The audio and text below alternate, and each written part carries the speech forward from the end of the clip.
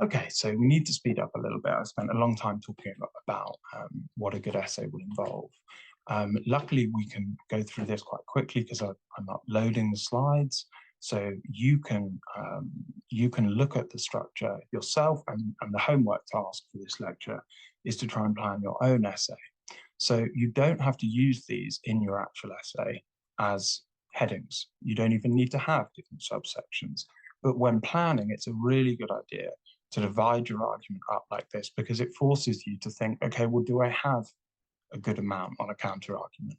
It doesn't need to, your counter argument does not need to take up loads of space. 500 words is enough. But if you divide it up by headings and then you realize you've only got a few sentences on a counter argument, then that's not enough.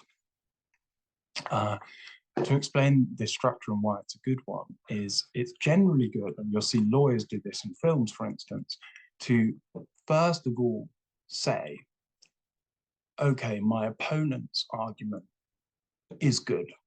Okay, it's much better to say that than to say, well, my opponent's absolutely terrible, so I'm not even going to bother. Because in these questions, the other side will have points, okay? Because otherwise these questions would be too easy. So it's much better to say my other opponent's argument is very good, and here are the advantages. However, my argument is even better.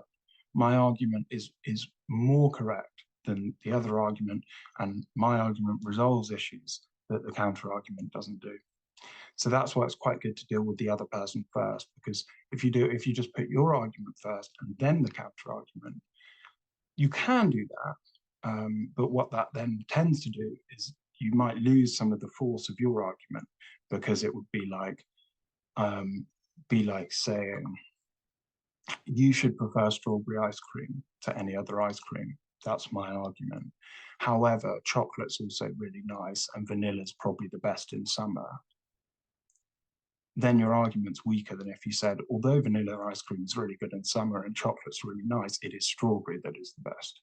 You see how the difference is. The force comes more by acknowledging other stuff, but then ending with yours. But you can do it the other way around as long as in conclusion you say why your argument is still more persuasive than the counter argument.